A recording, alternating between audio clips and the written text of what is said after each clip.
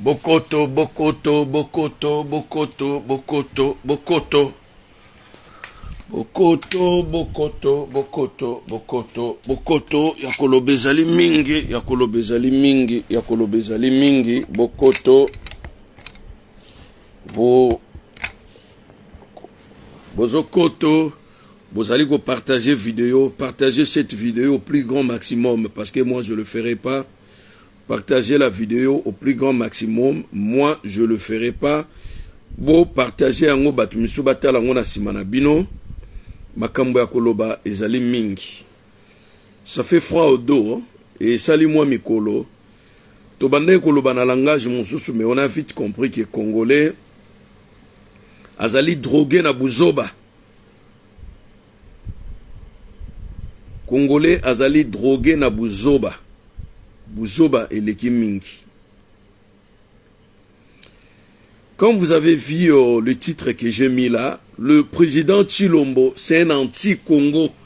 C'est un anti-Congolais. Tshilombo, c'est un anti-Congo, c'est un anti-Congolais. Alingaka Congo te, alingaka pe ba Congolais te, Tshilombo. Alingaka mbongo ya Congo, alia tonda, sima mutuna ye koma lokole elongi ya mpakasa. To elongi ya ngubu. Tani nga zo kome elongi lokola ya ngubu. Ezali pasi, ezali mawa. Ezo sala pasi, pe ezali ko sala mawa. Eloba nango boke chua wa yewa yambo. Oyo peuple ya ndenge nini. Oyo peuple ya motindo kani. Peuple Oyo peuple ya ndenge nini.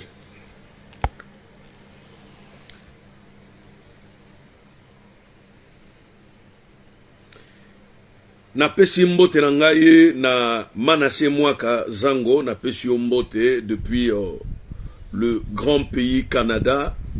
Na pesi Joel Konde mbote mingi depuis le grand pays United States of America. Na pesi balianga ndo mokili mobimba mbote depuis United States of America. Na pesi Richard Mayemba depuis la grande ville ya Calgary, bongo côté kuna ya colonie britannique, bango bata Canada. Na pesi Edo Ikwa, bambote Belé, le procureur. Na pesi couple Kazadi Malou, depuis Hollande, bambote Belé, na tete Kazadi, molonga ni na ye. Na pesi bambote Belé, pai ya JR Molisho, moninga ya Pichu ya Nsangu. Na pesi mbote na ami personnel, yangai moko, Roger Silwambanza. Na pesi bongo bambote mingi na mwana na ngai azo ake université sika monde sika. Alangwe nano azo comprendre comment ça marche. Miradi Sapo anena ya liboso na université. Na pesi bambote ya tro. Na pesi mbote na mwasi na ngai Tatiana Sapo. Na pesi mbote na mwana na ngai ya mobali oyo azali future star ya Paris Saint-Germain, Sean Sapo. Na pesi mbote na mwana na nga uti kosilisa ba étude na ye, azoli biso diplôme munene na kati ya famille Blondie Sapo. Ngana kana bana ebele, nazana au total 7 bana. Bano na botinga imoko total 7. Na bana nyonso baza yanga, na kabulaka bana na ngai te. Oh na te bana nyonso bazaya bakotikala ya ngai ti mukolo mokili kokufa. Na pesi mbote na mwana ngai Joel Sapunzeza, wana za fils ene nanga. Ye muta memelinga koko ya liboso na kati ya famille. Donc soki na komi papi lelo, ezali grâce à Joel a memelinga koko ya liboso, c'est-à-dire ma petite fille ou ya liboso. Ye muta botelinga, donc naza ya kosepela, naza ne sengo, na komi pe papi, na komi pe koko. Donc voilà mokili ezalaka nango bongo, biso pe toyaki na bakoko, lelo pe biso tokomi bakoko, mokili etambolaka bongo. Matondo mingi na bino nyonso, apesi mbote na lingomba nyonso ya peuple mokonzi. Côté Bruxelles, côté France. Na pesi mbote na bataillon Front Populaire. Bato bazana gaz, bazana moto a volcan mikolo yo, bango wana, otie totie, Totier. Bataillon Front Populaire. Mbote mingi na Zoro Bilel. Bande konangai, ça fait froid au dos. Ezo sala pasi na kati antima. Ezo sala pasi. Mais lelo na lingito solo la na ndenge moko ya balobakani na lingala. Na ndenge moko ya toyokana. Sikoyo toyokana. To solo la lokola batu. Ndenge tolobaka biso ba Congolais. To solo la lokola batu. On dirait mbala mingi tozo solo la lokola banyama. To solo la lokola batu. Pona makambo ya Congo. Na yebite ba sentiment oyo e kote li ba Congolais. Ya ba oui, non ezalaka te et komi ko sala passe. Basakani na bino na basali ya Nzambe pendant soki 60 ans. Basakani na bino na ba homme politique pendant 60 ans. Basakani na bino na ba escroc na banganga kisi bango nyonso bakoma basali na Nzambe pendant plus de 62-63 ans. Ata bino moko. Ata mukolo moko boyi koloba note. Ata mukolo moko boyi ko telemate. O Tshilombo azosa na Congo na yebisa bino de na sala émission. Monsieur Tshilombo ne gouverne pas la RDC. Il commande. Commander et gouverner, il y a deux mots différents. Commander, c'est-à-dire faire ce qui lui vaut. Azosa la oyo elingi ntima na ye pona bino. C'est-à-dire vous n'avez pas mot à dire auprès de lui. C'est lui qui vous dit c'est ce que vous devez faire. D'ailleurs, il n'y a pas une loi. Il n'y a aucune loi. C'est le président qui décide. Tout ce que vous devez faire, c'est le président de la République qui décide. Il se soumet à aucune loi. Il y a mboka wana mokonzi wana à respecter. Vous imaginez un mec comme Tshilombo arrive comme ça dans une vestiaire. Avec côté là joueur à léopard. Abisi bango que vous aurez un prime. Mais je vous garantis que vous aurez si un prime présidentiel. Depuis quand na monde ya football Kabulo? Depuis quand na monde ya football prime présidentiel ezalaka? Okozwa mbongo wapi oyo kopesa na ba footballeur? Mbongo oyo kokabela ba footballeur okozwa yango wapi? Okozwa mbongo wapi okokabela ba footballeur? Tshilombo, tu fais des erreurs, mais réalité. Ozo sala ba crimes. Ce ne sont pas des erreurs. Moi, je les appelle des crimes. Des crimes d'autorité. C'est-à-dire, oza ko imposer batu o elingi motema na yo. Eza ko memela bango pasi. Eza ko memela bango liwa. Ça te regarde pas. Tu calcules même pas ça. Oyo ko organiser jia francophonie. Oyo kanisaki ke ekoki ko kende au-delà ya ba 300 millions, 500 millions, mais elle biso plus d'1 milliard de dollars. 1 milliard de dollars, s'il vous plaît, les gars. 1 milliard de dollars, oyo j'ai à francophonie, elle biso, na kesi à l'État. Et quoi ko memela biso 40 km ya autoroute, 40 km Kobanda, Kingasani Yasuka, Timbakana. Tonga tozwa autoroute digne de son nom, oyo linga ko kende muke vers Kikwit. Tozaki na ba problème ya Inga 2, Inga 3. Et bande ko senga 615 millions de dollars. 615 millions de dollars. En 2014, une société espagnole et ko proposé biso 111 millions pour ba réhabiliter Inga 2, Inga 3. Congo Mobimba, nalobi Congo Mobimba, tine sobe, tozana courant. Après, on a eu des accords avec des Chinois. C'est tout à fait normal parce que Kabila tanga soki pouvoir na ye, nazolo ba Kanambe. Kanambe, oya utiko pesa Tshilombo bokonzi. Quand il a eu le pouvoir en 2001, qu'est-ce qui s'est passé? Il a fait venir un groupe de Chinois. Alors, groupe Wanaba Chinois Tambayaki, au départ, on croyait que c'était des sociétés privées. Parce que Tobaneko Tchango Pena mis sous tête aux hommes. Parce qu'il n'y avait aucun rapport entre le Congo et le gouvernement chinois à l'époque. Or que le gouvernement chinois était derrière ces gens-là, batami comme si entre les Chinois et le Congo. Il faut créer une espèce d'accord bazobenga le 5 chantiers de la République. Bolanda malamu, pona lingali kamunionso, na expliquer bino na ndenge elongo bani pe bo comprendre. Alors, na 5 chantiers de la République, ba créer accord mo bazobenga sino Congo pour 20 milliards de dollars. 20 milliards s'il vous plaît, 20 milliards de dollars. Alors, mbongo wana balobi bo, on va pas verser le 20 milliards en RDC. On va construire ba immense chantier na Congo par rapport à 20 milliards, mais Congo et puis ça biso ba mine oya minene oyo ba belge ba sondola et tikala ciel ouvert ba belge ba sale la gasu ya ngote. Alors l'homme qui avait eu le pouvoir, Kabila, qui connaissait rien le Congo, ni le mine de Congo, ni la richesse du Congo, accepte ces accords, va créer accord ba bengi sino Congo. C'est-à-dire accord moko ezali basé na mine contre les infrastructures.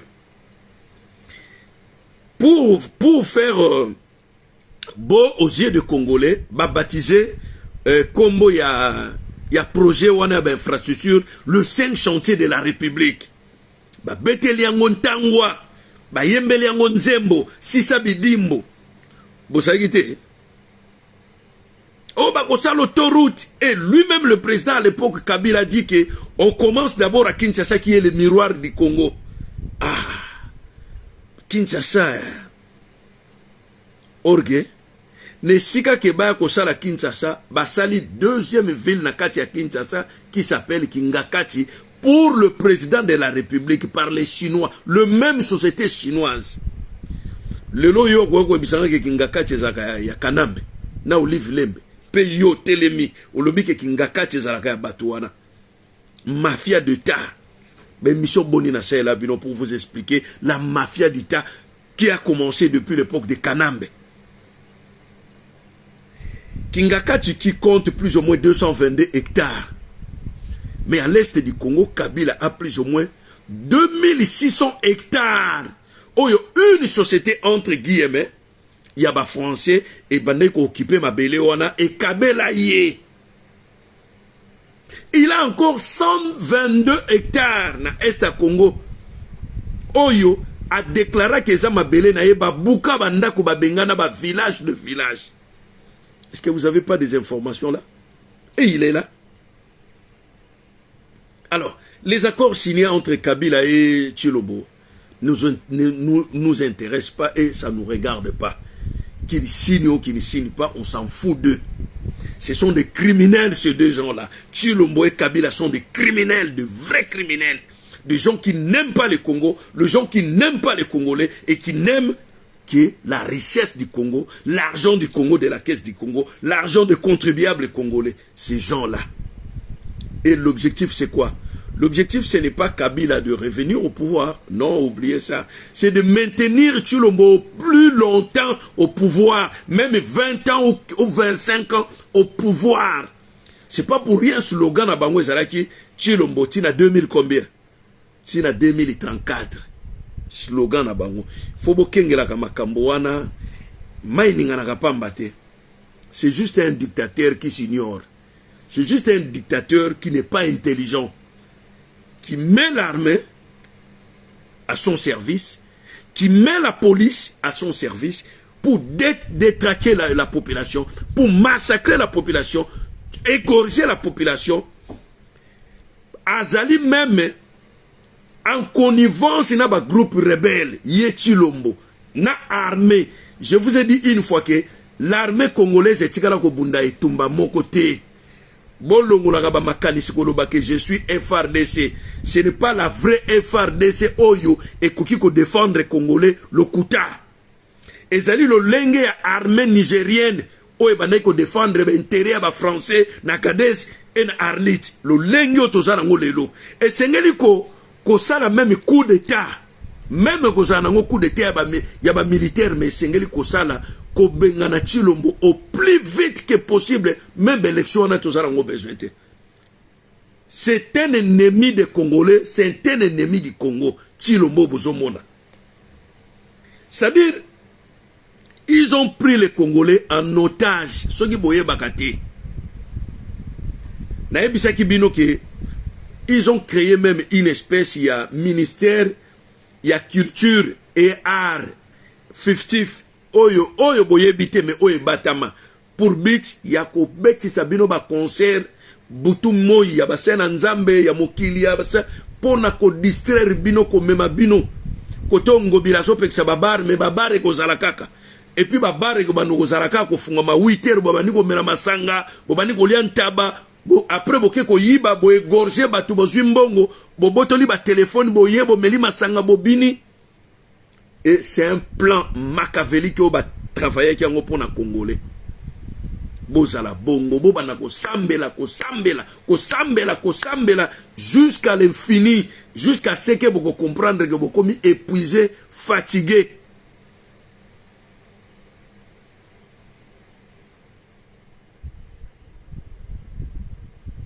Et vous allez voir même dans le contrat Sino-Congo, il n'y a rien de bon. Il n'y a rien de bon. Et l'oko ya malongue zalité. Oh, bakosala yu arena. Mais soyons sérieux, les gars. Le Congo n'a pas d'eau. Le Congo n'a pas d'électricité. Inga 2 pour électrifier Congo Mobimba. Et ça a plus de 110 millions. Mais les Chinois ont dépensé 100 millions de dollars pour Nakotonga, amphithéâtre et yaba comédien. Soyons sérieux, les gars, chers amis, soyons sérieux. Neni togo ba nyamati na niveau. Est-ce que tous en a besoin, il y a salle, il y a théâtre. Tous en a besoin, il y a salle, il y a théâtre pour na esobe, na mangwaou, na ngadiadia, ba banda ko seki sabato. Est-ce que ngongo tous en a ngoto ko laksa mino na biso libanda?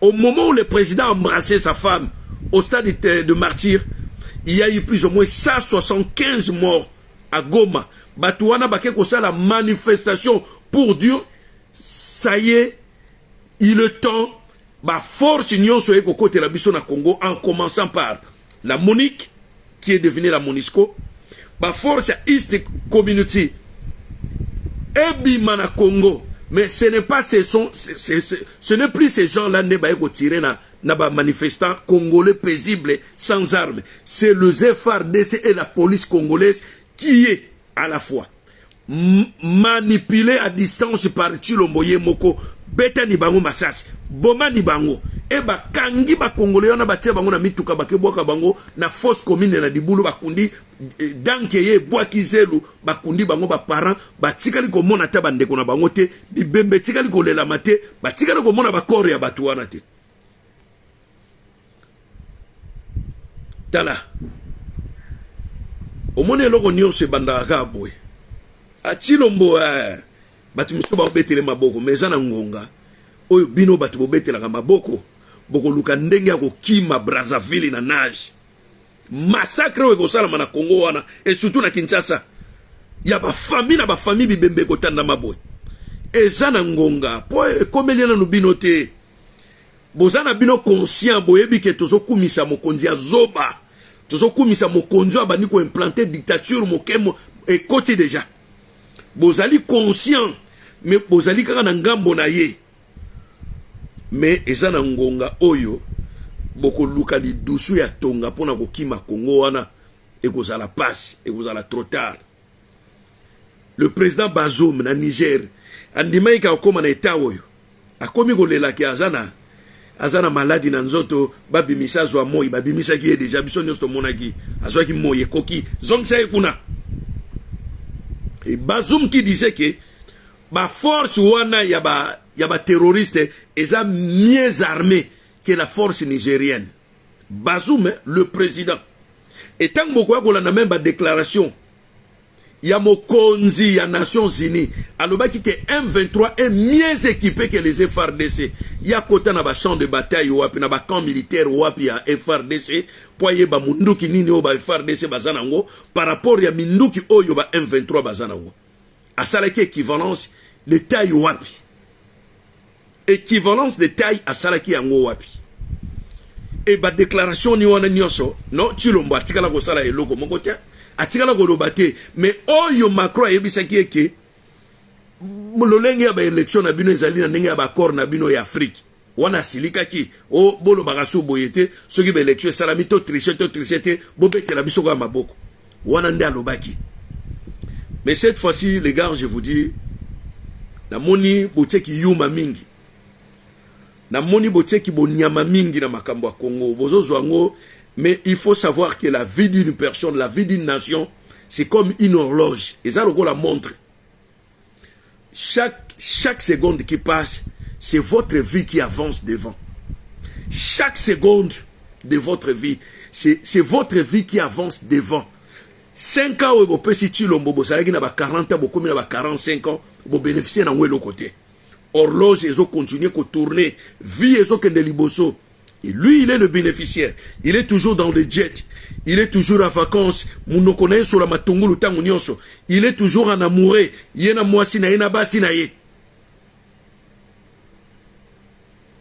Et vous êtes toujours pauvre. Et vous deviendrez de plus en plus des criminels, des mendiants. Des gens qui ne comprennent rien, même spirituellement, des gens qui ne comprennent rien. Vous priez Jésus tous les jours et vous ne gagnez rien, mais vous continuez à prier comme des idiots, comme des animaux. Même vous avez vu là où les animaux prient pour avoir de l'herbe à manger, pour avoir de l'eau à boire. Vous avez vu où des animaux, des antilopes, des lions prier Jésus pour avoir de l'eau et de l'herbe à manger. Vous avez vu où? Mais bino na banyama bazama lamu mayele koleka bino bato.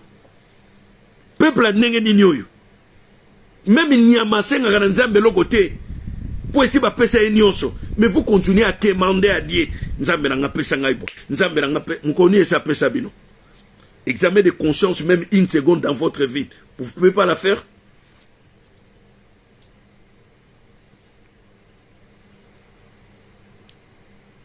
Mais n'engeni mboka ozana bat c'est plus de 100 millions bazalaka bazoba na bazoba ko oyo mboka n'engeni nio a soit groupe moko ya batamayele basangana batika bazoba na ngamu na bango ba imposer bazoba oyo elingi batamayele bo sangana lisu na bazoba te botika bango basala ki jalelo babeta maboko babetela ba pasi na bango maboko babetela ba souffrance na bango maboko ki mobola na bango maboko.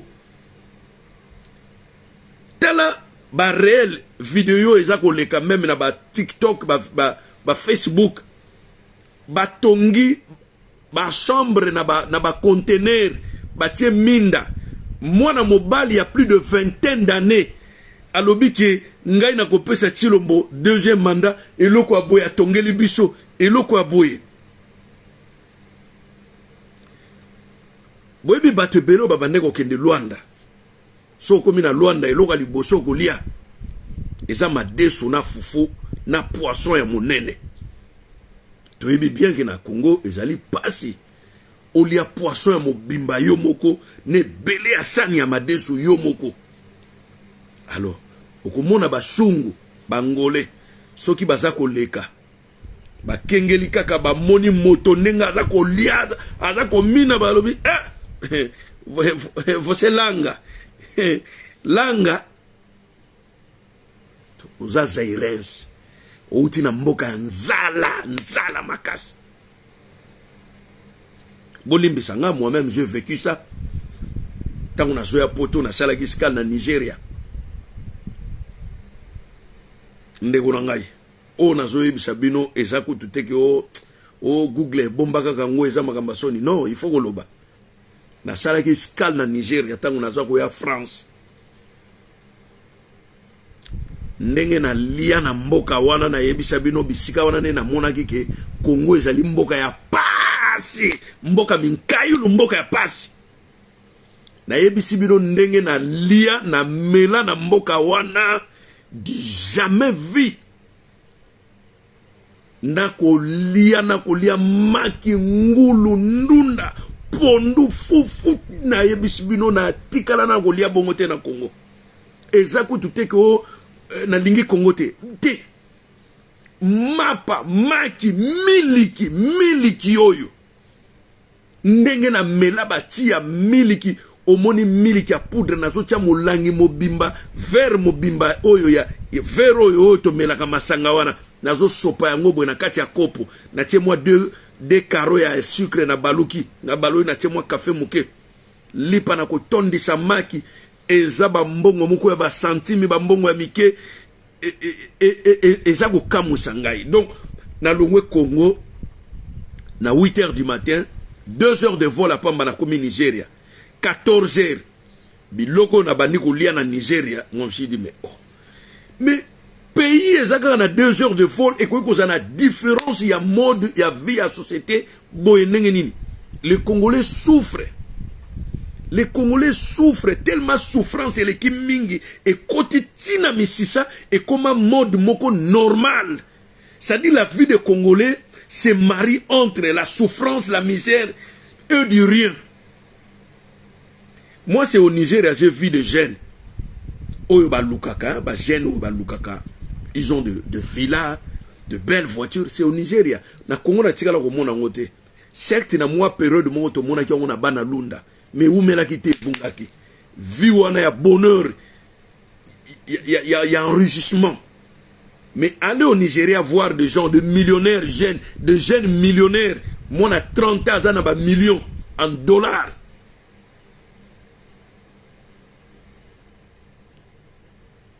Comment peuple a so comprendre te logoni azo sala? Au monde nenge ba salibino, ba effacer bino génération moko boye. Mais babomi binote. Quelle que soit génération et na sima, elles allaient plus nombreuses na ba jeune. Génération il y a 80, 90, 2000. D'ailleurs génération à bas na 2000 bakoksi déjà 20 ans. Il y a 90 bakoksi 30 ans. Et il y a 80 bazana 40 ans. Donc le 3 générations wana ba privé bango éducation baza mayelité ba di ko commenter ko tangate. D'ailleurs, vous discutez avec des jeunes, basana cette espèce a crié, ko ganga makasi pour nous convaincre. Or que baebi que vérité et ya kanango na ba marche, l'escalier malembe, mensonge ndemu te ya kana sincère, wa et komi. Ils ne sont pas intelligents, ils sont pauvres. Mais c'est ce que et logo ezobang sa biso ezake ba jeune oyo ya 80 ba koksi ba 43 ans. Demain ou après-demain, bakokia 50 ans. Baosa ni marié, ni babala, bafanda pas baboti na bango, bazane lokote. Alors, option mogo, soit bakomi bakuluna, ba criminel, bakomi ba assassin, pour nous traquer la population paisible oyo eza ignorante. Alors, neni population mobimba ekoyiko zala si naïf, tina niveau yo. Que boyebi que mokonzi oyo atikala ko gagner élection te ba pesa e pouvoir ya ko pesa et puis aza ambitieux te. Ce n'est pas un président qui aime son pays et qui aime sa population. A kosa kabino ko yala ba stade ko pesa mwasi bisou ko pesa bino bambote fatibe.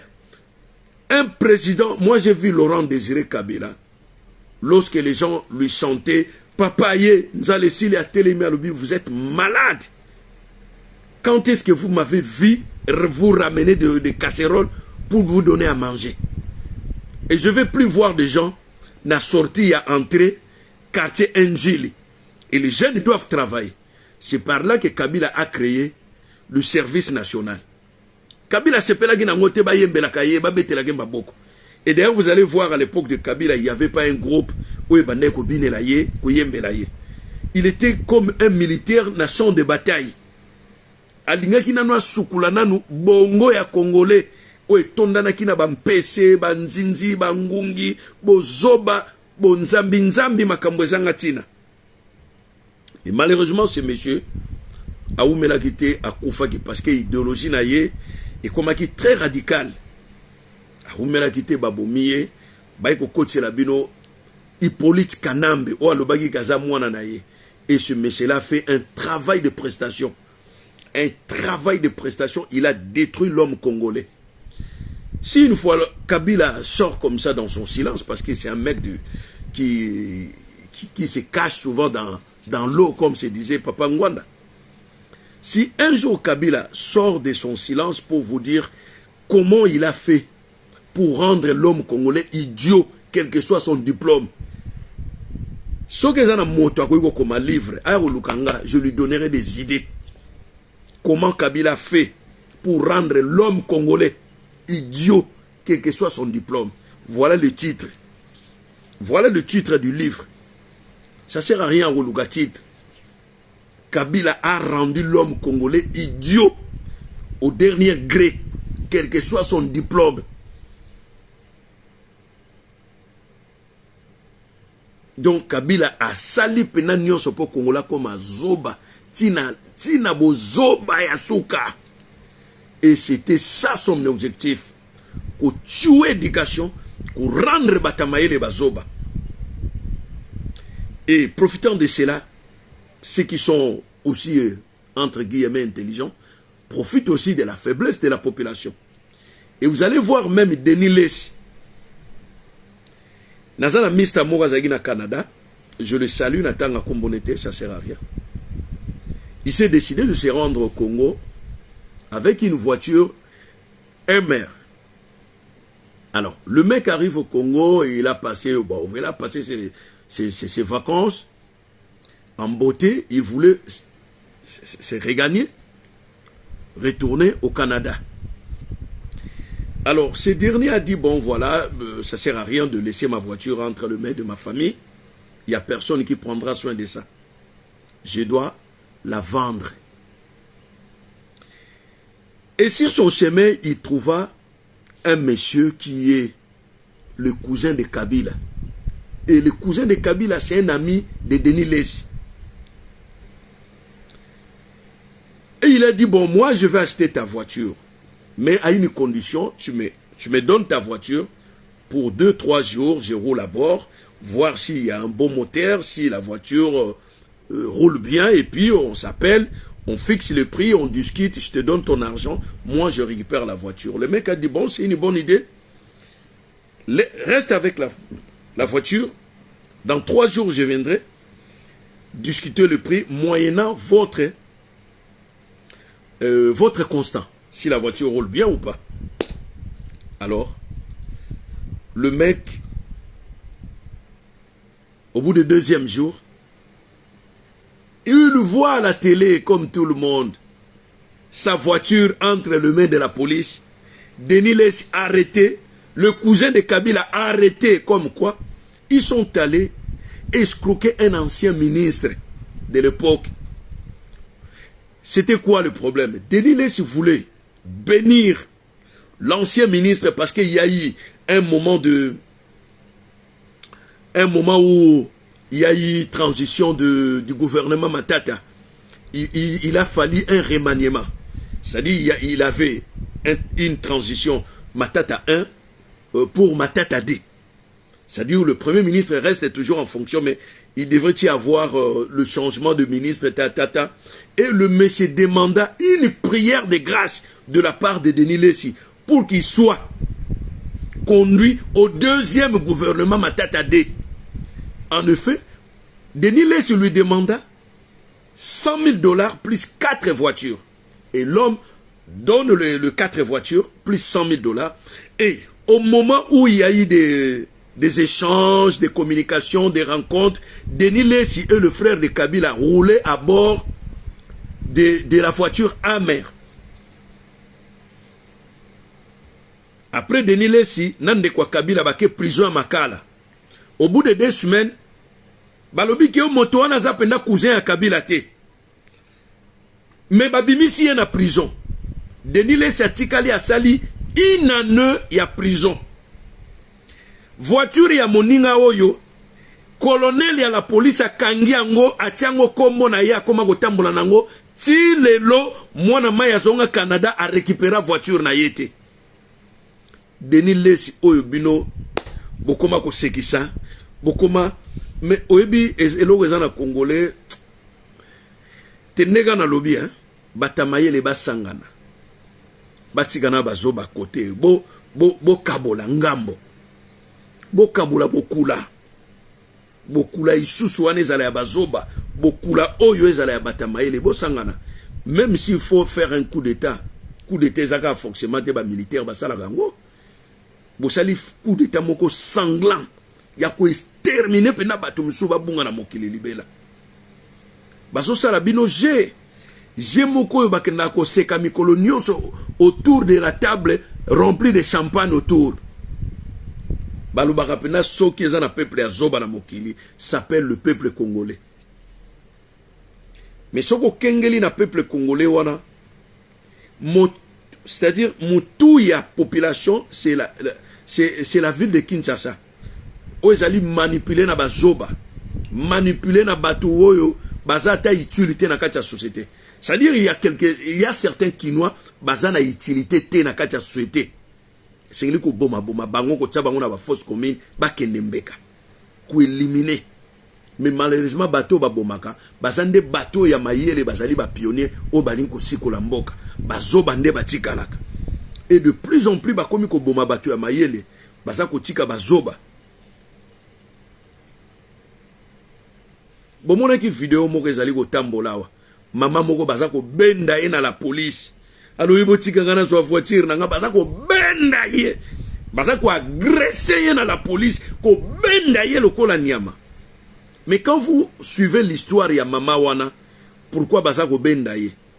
Mobali na ye vers des années 2000, début 2000 à Bundanaka tongi université ya monene oyo etangisaka ba congolais nyonso informatique na ba norme internationale ndenge za na poto. Atie ba professeur, atie ba cadre, atie ba intendant. Mobali eko kufa. Mama wana tikali abani ko bunda po université tombwama.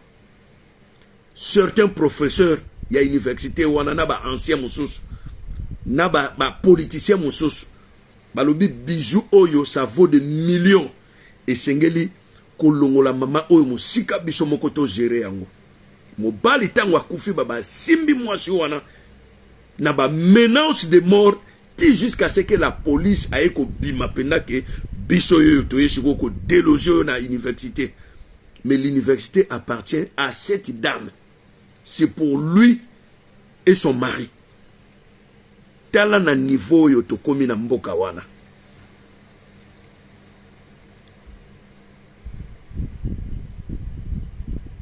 Alors, soki bolingi to sa lokola Niger, to longo na buzoba. Parce que Tshilombo, c'est un manque à gagner. Tshilombo, c'est un appareil à destruction massive. Aye pona ko exterminer peuple congolais. Bandeko ya Goma oyo ba manifester, oyo baso benga bango banani. Baso benga bango groupe wana ya secte. Batyo ba secte wana. Non, baza ba secte, baza ba ndundu, baza ba meti, baza ba nani. Ce sont des Congolais qui se sont dit tokoya ko telemela Monixco po ebima na mboka na biso mosala ezali kosala eyebanite. Or que la Monixco est là avec le soutien de la France. Teni nyonso yo ba soda ya Monixco balataka, y compris la police congolaise, bato ba teke la kango Monixco na biso, c'est la France. Et grâce à la Monixco, que France azali na ba étendi ya minene, yaba mine oyo a exploitaka na Congo via des sociétés françaises. Po binotan boyo akaka o basako exploiter Congo bokansaka Chine. Détrompez-vous, si oya Chine gute yebani, yemoko Tshilombo uto kende Chine, awuti ko amplifier lisusu ba koro wana ya sino Congo, pona ko tonga, pa pona ko bongisa inga, pa pona ko sela biso autoroute, pa pona ko tiela biso tram, pa pona ko tiela biso TGV. Pour la biso amphithéâtre, salle de loisirs, yo arena bisika ba musique na ba boxe ya banoko bundama. Et voilà mon konza zoba, iloko nini azosala na Congo et tovandi, toza ko petere maboko béton. Ndenge nini peuple congolais ko kozala zoba. Comment on est si idiot comme ça jusqu'à cette étape? Ndenge nini to kozala bololé boye. Toki kozala bon nyama boye, bon taba boye, bon ngoulou boye. Qu'est-ce que vous gagnez? Qu'est-ce qu'on gagne avec Tshilombo? qu'est-ce qu'on gagne réellement? Qu'est-ce qu'on gagne avec ce monsieur? Le Congo a tout. La deuxième grande forêt du monde après l'Amazonie. C'est-à-dire la forêt du Congo dépasse même la forêt du Brésil. La forêt du Congo dépasse même la forêt de Colombie. Lorsqu'on parle de la forêt Amazonie, on compte plus de 24 pays. Détrompez-vous les gars. Mais le Congo, en un seul pays, dépasse même le Brésil. Aujourd'hui, le Brésil n'a plus de forêt. Aujourd'hui, je vous dis, le Brésil n'a plus de forêt. La plus grande forêt du monde s'appelle la forêt du Congo. N'oubliez pas, vous avez aussi la forêt boréale qui est au Canada, mais c'est une forêt artificielle. Est-ce que vous voyez que grâce à la forêt équatoriale Nabino, plusieurs grandes sociétés industrielles, comment verser les bino plus de 500 millions chaque année. Botuna F Bazaïba Mbongwane Kenagawabi. Botuna Yaza ministre ya environnement. Botuna Mbongwane Kenagawabi. Mais ndeni boko zala boye bandeko. Ndeni boko vivre na souffrance. Ndeni boko vivre na souffrance boye. Bozo comprendre que ça souffrance. Bozo na plus ou moins 75%. Il y a des jeunes, il y a plus de 50 ans, babalate, babotate. Ça c'est grave, hein? Ça c'est grave. Donc la plupart des jeunes de ma génération, et je ne sais pas les jours où je me rendrai à Kinshasa, à Lubumbashi, de voir mes amis comme ça, ils n'ont pas de femmes, ils n'ont pas d'enfants. Quand ils vont me voir avec toute une famille, naba koko, ma solo nino to sola naba tuana. Au moni ke coach à moi complexe moko boye infériorité, to complexe moko boye ya jalousie. 5 ans, il y a père qui est sali na Chilombo. Il y a boule. 5 ans, il y a boule. Et j'ai vu un homme de Dieu qui ne se respecte pas. Il a dit que Chilombo, c'est un envoyé de Dieu. Que Dieu le punit là où il est. Qui trouve même la mort sur son chemin. Que la mort lui arrache même la tête sur son chemin. C'est un démon, ce n'est pas un homme de Dieu. N'importe quoi. Chilombo, c'est un envoyé du diable.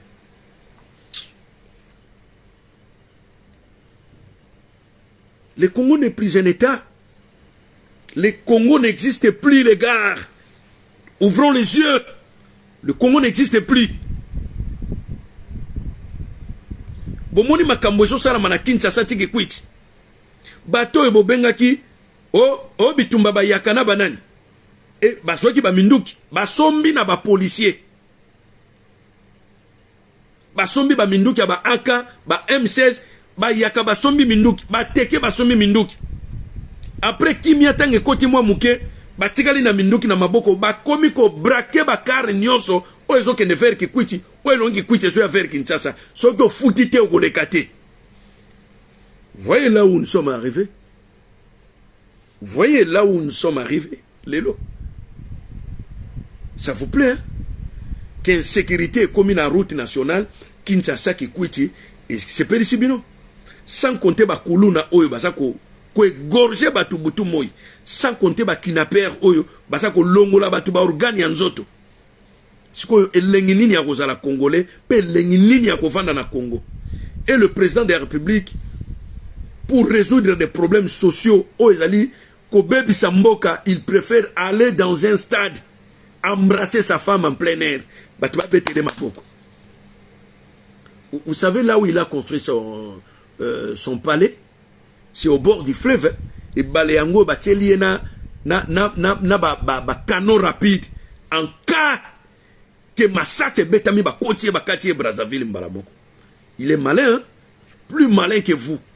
Mino Aseksagabino, il vous aime pas. Et il vous calcule pas. Chilombo vous calcule pas. Mais ezana ngonga oyo, zoba nyonso, batiaka ye loboko na libenga, mbala moko. Zoba nyonso ya mokili, batiaka ye loboko na libenga, mbala lioko. Ezana ngonga moko boko lamuka. Kanate boko lamuka. Et vous allez comprendre qui est à la trône de l'État. C'est un vagabond. C'est un vagabond, un véritable criminel. Un criminel en silence. Oazo bomabino ba congolais sans dire un mot. Bomoni na Mali, makambolegi na Mali te. Il y a eu plus ou moins 16 morts na Mali. Oh bah groupe djihadiste et ko boma la population paisible Mali. Mais il y a eu 3 jours de deuil national ba kitisi drapeau na Mali. Et puis ba kotisi ba soda na kata désert. Nyama ngungi oh nyonso ba gozwa ba traquer ba éliminer. Na minito na solo ba hélicoptère koti na kata désert na Mali. Donc oh ba kutani no na djihadiste oko lia maloko loko mususu. Na ngongo ba berner drapeau na Mali. Ba sali état d'urgence na kota ba gawo ba karabankura côté nyonso en état d'urgence. Et bino ne belé à bateau ba uti ko kufa na Goma plus de 175 morts. Bo décréter des nationalités bo berner pe drapeau te. Donc bo sali ba complice ya bateau wana. Clair et net to kenenzera mi balete. Chilombo azali complice ya bateau wana. Donc soki Chilombo bensaki armée à East Africa et zali pour na propre intérêt na ba multinational. C'est pas pour l'intérêt du Congo. Raison pour laquelle atikala gozwa tenter à aussi sa guerre wana est. Et puis à cause sa kabino na makamba lokuta mikolonios. Les gars, l'heure est venue. L'heure est venue. Chilombo déjà a trigé qui l'élection a gagné déjà mandat à Mibale. Tout l'accès que le pays nous appartient. Le Congo c'est à nous. Tozali bana ya nzambe mabele wana ezali nzambe muta legango biso na nzela ya bakoko na biso moto amokila akoyiko ya ko priver biso liberté te na mboka wana akoyiko ya ko botola biso mabele te po imposer ya ye ba réforme to telema to sangana soki même to ko boma ye na libota na ye to boma on s'en fout Congo eza ya biso to telema ingeta